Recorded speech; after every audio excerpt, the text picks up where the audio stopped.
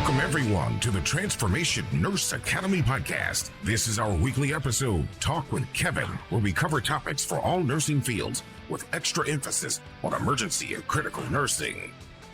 Get ready for candid discussions that explore the vast landscape of nursing and beyond.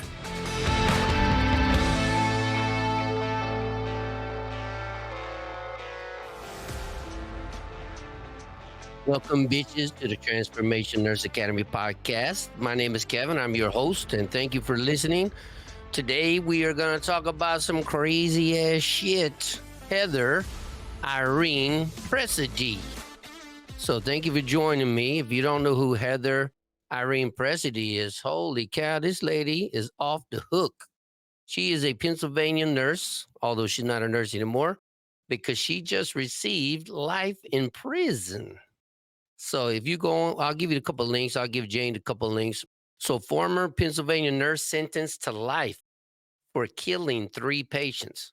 However, Heather Pressdee admitted to intentionally injecting excessive doses of insulin into 22 patients across the Pittsburgh area that we know of. A former Pennsylvania nurse has been sentenced to life imprisonment after admittingly intentionally injecting nearly 2 dozen of her patients with excessive doses of insulin, killing 3 of them. But I bet that bitch killed more. Heather Pressdee was sentenced on Thursday in a Butler County State Courthouse near Pittsburgh, where nearly 40 of her victims' family members spoke out about her crimes, how they upended their lives, according to the news release that prosecutors issued at the conclusion of the case that highlights how frightening and vulnerable these patients were in the healthcare settings. Elizabeth Simons Ozella, whose mother, Irene Simons, was one of those deadly overdose victims, she said, "We will never forget Presedy." I wouldn't either. That bitch is going to get locked up in jail, and man, is she going to get fucked. Anyway, so that's the story that we're going to be working on. But what I want you to do is, if you can download, I'll give you the link, you can download the affidavit if you go to the Board of Nursing in Pennsylvania, you can download it, but I'm going to put the link for Jane to put in our podcast. So I'm reading this here, and one of the affiants is one of the investigators named Stephanie McElhaney, and the other investigator is Kayla Fatini.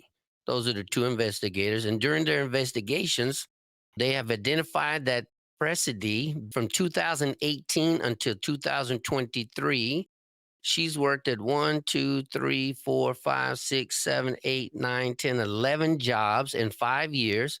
And every job, she has been either disciplined for abusive behavior towards patients and or staff at each facility, resulting in her resigning or being terminated.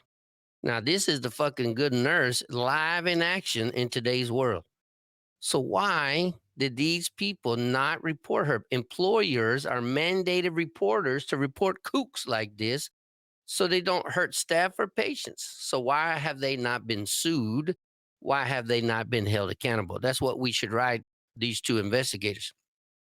So in 2018 to 2019, she worked at the Encompass Health Rehabilitation Hospital at Harmerville. That's a fucking oxymoron right there. From April to September 2019, she worked at the Allegheny Valley Hospital.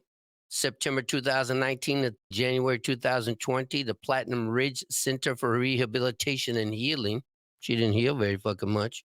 In February 2020 to April 2020, February, March, April, that's only 2 fucking months. She worked at the Orchards of Saxonburg. I wonder what happened there. From April 2020 to October 2020. So April, May, June, July, August, September, October, November, or October, that's 6 fucking months. She only worked at that fucking place. UPMC Passavant. And that's located in Allegheny County, Pennsylvania. From October to April, Concordia at Rebecca Core Residence. From April 2021 to February 2022, the Guardian Healthcare she worked at. Holy shit, she wasn't a Guardian. And in March 2022 to May 2022, Woodhaven Care Center. From May 2022 to November 2022, the Quality Life Services. That ain't fucking very funny. And then from November 2022 to December 2022, she worked at the Premier Armstrong Rehabilitation and Nursing Center. And in January 2023 to May 2023, Sunnyvale Rehabilitation and Nursing Center. She was hired as an assistant director of nursing and was employed at the facility from May 2022. Through multiple interviews of the employees and records identified her position within the facility. During her time at the facility, she was placed as interim director of nursing. Holy shit, can you imagine this fucking cook as your DON?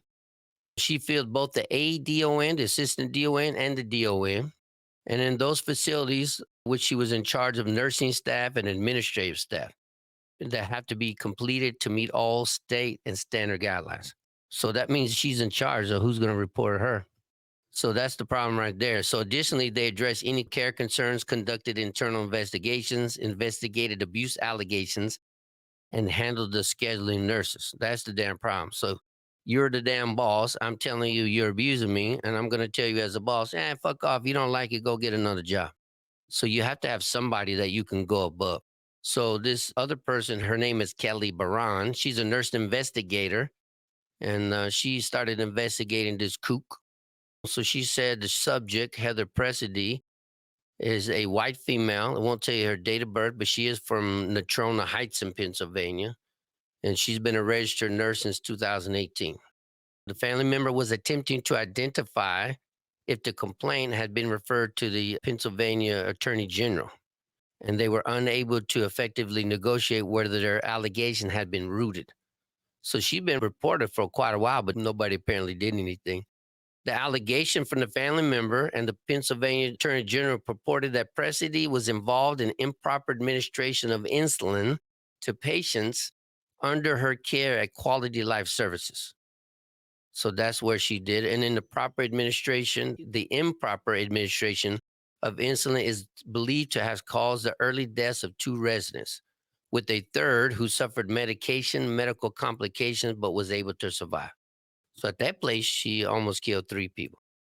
So if you want to read this, like you can go in here, but it talks about, what she did and where she gave the insulin, what the different homes were.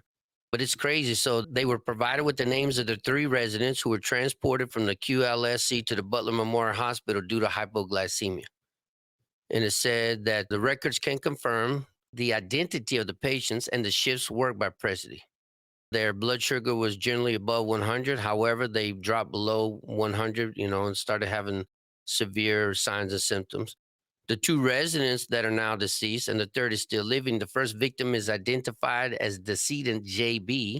JB is a 55-year-old white male, and he passed away in Butler Memorial Hospital. And after reviewing and conducting the medical records through the information, they learned that JB was not even a diabetic. Holy shit. Like, she must have really been fucking stupid or something, because if you're not a diabetic, why would you give insulin shit? I mean, you already know why, but still. Anyway, his cause of death was listed as respiratory failure, recurrent febrile seizures, and other brainstem things. But, we know what caused it. It was the hypoglycemia. Also, JB was transferred 2 separate occasions for low blood sugar. So not only did she apparently try to kill him once, she probably tried to kill him twice. So if you get a chance, you should go through this record. I'll put the link on here, but it's pretty crazy. If you keep going, they interviewed a Dr. Joshua Hertel. He's an attending physician at Butler Memorial. Dr. Hertel is a hospitalist, and he was at the facility since 2021. And it says Dr. Hertel was one of the attending physicians for the deceased JB for the hypoglycemic incident.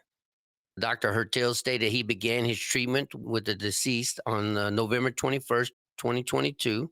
He stated at the time he reviewed a medical chart which had indicated that JB had been seen in the ER for hypoglycemia. He stated that his sugar levels were in the 20s, and he was profoundly, not responsive. JB was treated with IV dextrose. He stated that there were other medical concerns, but he was referred to the infectious disease for positive UTI, but he just didn't recover. Dr. Hertel stated that in his medical opinion, training, and expertise, the lab results for the deceased JB was indicative of an exogenous insulin administration. That's a fancy word for meaning somebody gave them that shit and they weren't supposed to. So that's the damn problem right there. Nursing facilities had one nurse, either LPN or RN, who conducted the medication passes and provided direct resident care. Certified nursing assistants also additionally assigned to the hallways for the residents, assisting them. So that's the problem. Nobody really paid attention. If they did and they reported it, they're reporting it to her, who's the boss. So that's the problem with there. So there's another one. The second patient who died is the labeled JC. JC was an 83-year-old white male, long-term resident on November 19, 2022. Oh, I guess they were roommate. They were suite mates. That's what they called them. Their rooms were connected via a Jack and Jill bathroom. But JC, unlike JB, JC was identified as being a non-insulin dependent diabetic. So she picked two people who didn't need insulin to inject them with insulin. So on November the 20th, 2022, at approximately 7:30 in the morning, it was indicated he had a low blood sugar of 29. He was administered one injection of glucagon. It raised it to 71. He was given an additional dose of glucagon, but his sugar was 63. A third injection of glucagon at 8:20, his glucose was 61. So was she really giving glucagon or were they giving something else? Or did she give so much insulin it didn't really make a difference? So that's the problem. They were unable to raise JC's glucose level. He was transported then to Butler Memorial Hospital. They should have transferred him a long time ago. So, and then they interviewed a certified registered nurse practitioner, Sandra Carroll, who stated that both the deceased JB and JC were sent to the hospital for the same condition within 30 minutes of one another. That sounds suspicious. So I wonder how many times people reported her or didn't report her and they just kind of turned the other way and let her be a kook and hurt these patients, but didn't report her to the Board of Nursing. So that's the problem I have right there. The third victim is identified as EA, 73-year-old white male. Man, she must hate white males. She either has a dad that she hates, that she wanted to get back at, or she's just a kook, or both. This person, EA, is also a non-insulin diabetic. Oh, no, I take it back. It says he is known as a non-diabetic. So he wasn't even diabetic. A review of the medical records identified Presedy, provided direct care to EA, reviewed the time cards, and showed that she was assigned to the medication cart and that the victim was found seizing in his bed. EA had no known history of seizures, so he probably got insulin. It dropped his blood sugar so low he went to a diabetic seizure. His blood sugar dropped to 11 within an hour. So the RN on duty collected a blood sample. His blood sugar was 73. He was immediately transferred to the hospital where his blood sugar dropped to 11. So from 73 to 11 in 1 hour. She must have gave a huge ass dose. So I don't know what the heck she did, man. This is crazy insane. So, it's hard because these patients had to suffer under her care. And so I don't understand why these nursing supervisors or these facilities did not report her to the board.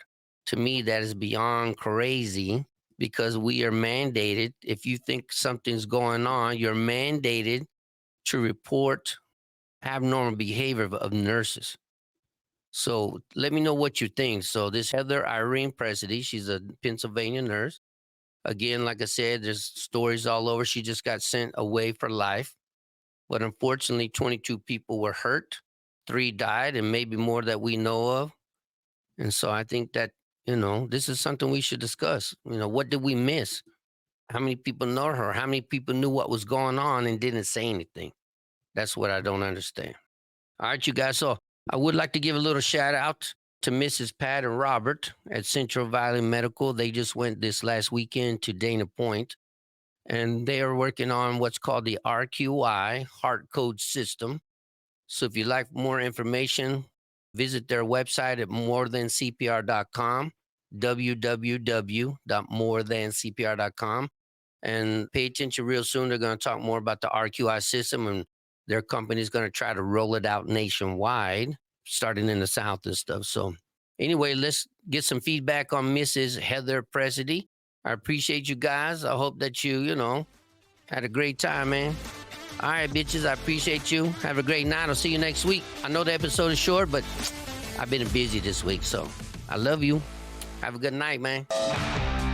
Don't miss out. Engage with us weekly, share your thoughts, and let's transform the nursing landscape together.